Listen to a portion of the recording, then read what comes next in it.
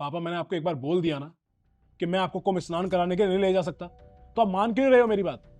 अरे कैसे मान लूं तुम्हारी बात, और क्यों मान लूं? तुम्हें क्या लगता है कुंभ है ये? महाकुंभ है ये। 144 साल में एक बार आता है। दुनिया के सब बेटे अपने माँ बाप को इस महाकुंभ के अमृत स्नान के लिए लेकर जा रहे हैं, और एक ये है, ना मुझे अकेले जाने दे रहे हैं और ना साथ लेके जा रहे हैं। हाँ, नहीं जाने दे रहा हूँ क्योंकि मुझे आपकी फिक्र है। अरे करोड़ों लोग आ रहे हैं वहां पे मेले में, भगवान न करे कोई ऊंच नीच हो गई तो क्या करेंगे हम लोग, बताओ। अरे तो जब उन करोड़ों लोगों को किसी बात का डर नहीं है तो फिर हमें किस बात का डर है? एक बेटा था श्रवण कुमार, जो अपने कंधे पर बिठाकर माँ बाप को तीर्थ पर ले गया था, और एक ये हमारे सपूत हैं, जो इतना सब रुपया पैसा होने के बावजूद मुझे प्रयागराज नहीं जा रहे हैं लेके। अरे यार पापा, आप क्यों नहीं मान रहे हो मेरी बात, क्यों जिद कर रहे हो? दवाइयों पर चल रहे हो आप, 500 मीटर आपसे ठीक से नहीं चला जाता है। कुंभ में कितना पैदल चलना पड़ता है, कोई आइडिया है आपको? जैसी मेरी हालत है ना, ऐसी बगल वाले तिवारी जी की है। वो भी 4-5 दिन से बीमार चल रहे हैं, और उनका बेटा तो उन्हें लेके गया है। जाने दीजिए, लेकिन मैं आपकी जान के साथ में कोई रिस्क नहीं लेने वाला हूं। ऑफिस जा रहा हूं मैं।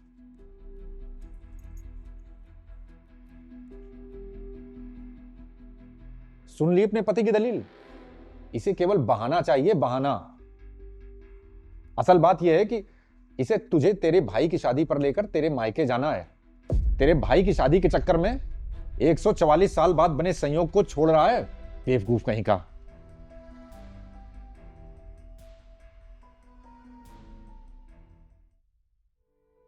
विकास, अगर तुम पापा जी को मेरे भाई की शादी की वजह से कुंभ नहीं लेके जा रहे हो, प्लीज़ ऐसा मत करो। मेरे लिए मेरे भाई की शादी एक एंटरटेनमेंट हो सकती है, पर पापा जी के लिए कुंभ स्नान एक आस्था का प्रतीक है। तुम्हें क्या लग रहा है रिया, मैंने इस वजह से मना किया पापा जी को? अरे सुबह बात हुई थी ना, मुझे उनकी हेल्थ की चिंता रहती है। हाँ यार, कुंभ में इतनी भीड़ है, इतनी ठंड पड़ रही है, ये सब झेल पाएंगे वो? मैं तुम्हारी सारी बात समझती हूँ यार, पर उनका बहुत मन है जाने का। बस मैं ये नहीं चाहती कि मेरी वजह से उन्हें अपना मन मारना पड़े।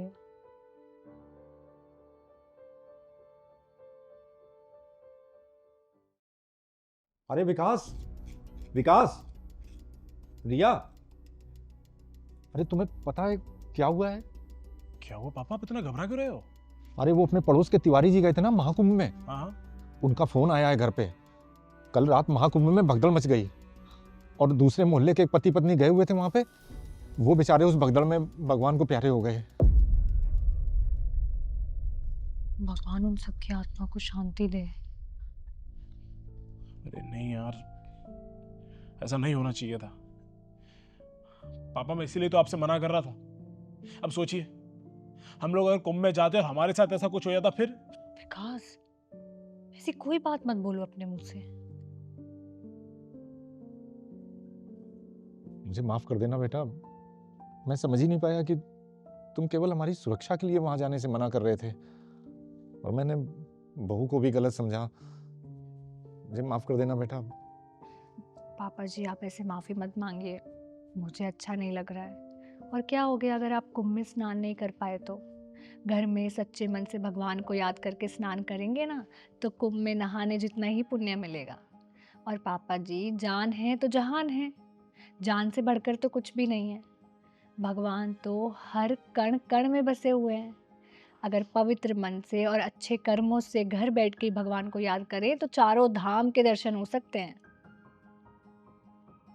सही कहा बेटा तुमने, तभी तो कहते हैं कि मन चंगा तो कटौती में गंगा।